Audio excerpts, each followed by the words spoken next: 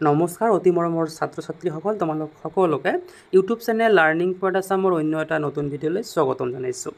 এই ভিডিঅ'টিত শংকৰদেৱ শিশু বিদ্যা নিকেতনৰ ৪ৰ্থ শ্ৰেণীৰ ভাৰতী গণিত পৰিচয় নামৰ পাঠ্যপুথিখনৰ অন্তৰ্গত অনুশীলনী ৮ এই অনুশীলনী ৮ত থকা সম্পূৰ্ণ প্ৰশ্ন উত্তৰখিনি সমাধান কৰিম।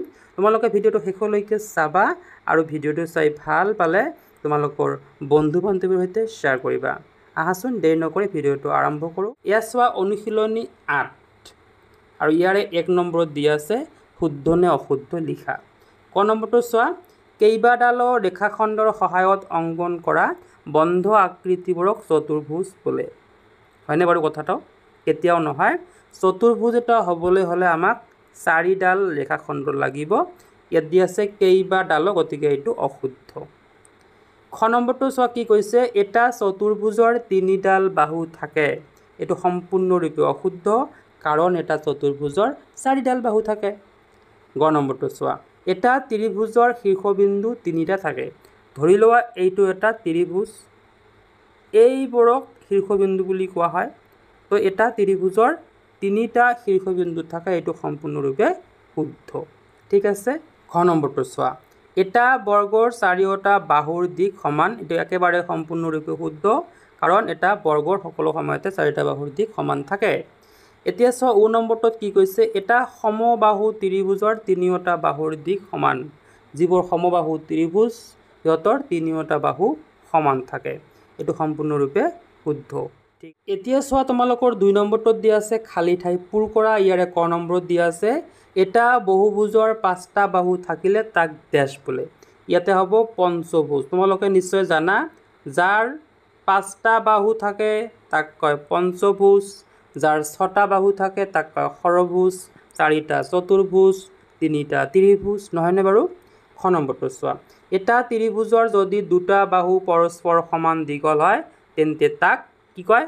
সমদ্বিবাহু ত্ৰিভুজ বোলে। মনত ৰাখিবা, যি ত্ৰিভুজৰ ২টা বাহুৰ দিশ সমান তাক কোৱা হয় সমদ্বিবাহু ত্ৰিভুজ।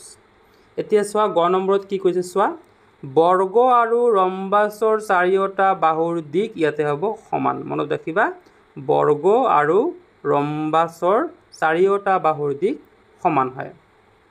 ঘ নম্বৰটো চোৱা, আয়ত এটাৰ আটাইবোৰ বাহুৰ দিশ সমান হ'লে তাক ডেছ বুলি কোৱা হয়।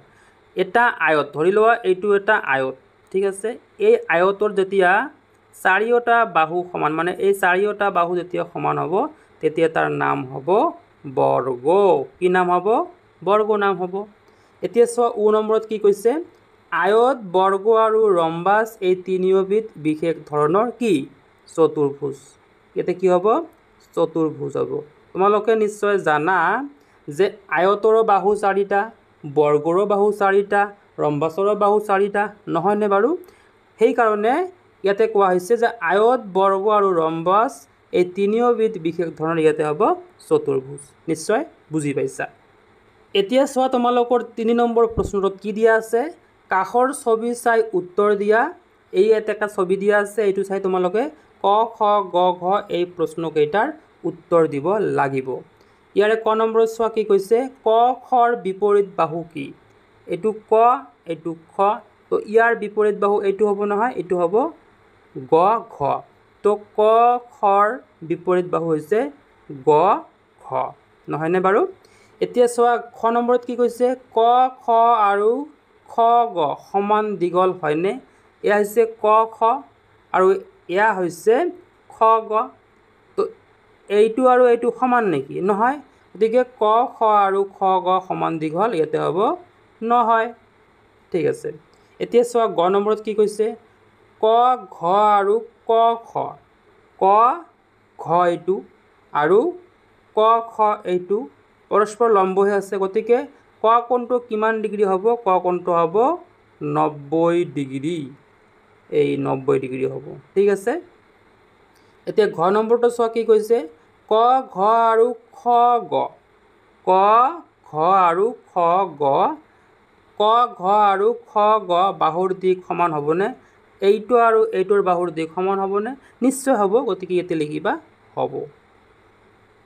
ক, ঘ আৰু খ, গৰ বাহুৰ দিশ সমান হ'ব।